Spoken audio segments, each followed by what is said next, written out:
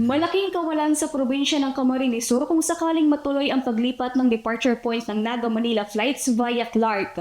Kung sakaling mangyari ito, posibleng maapektuhan ang turismo at pagpasok ng negosyo sa Camarines Sur.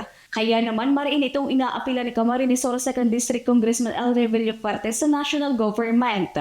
Matatanda ang nagkaroon ng pagpupulong sila kung Rep.Lray at Governor Luigi Villafuerte kasama sa Department of Transportation Secretary Vince Dizon para muling iapila na ipagliban ang paglipat ng direct flights na NAI-NAGA patungong Clark sa Pampanga na nakaschedule sana ang pagsisimula sa March 30 ngayong taon. Ayon kay Kong Ray, nagpapasalamat siya na pinakinggan ng national government ang kanilang apila na ikansela o ipagpaliban muna ang paglipat ng bagong departure point. Well, sa akin tingin na hindi matutuloy yan sa March 30 dahil sa aming apila. Salamat sa mga opisyalis ng national government na pinakinggan nila tayo. So far, alam ko hindi matutuloy yung pagbiyahe ng Clark to Naga by March. Well,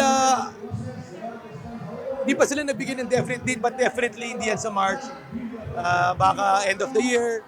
Samantala, mariin din na isinusulong ni Kong Villafuerte ang pagpapabilis sa upgrading at improvement ng Naga-Pili Airport Development. Definitely, turismo at trabaho oportunidad ang mangyari dyan.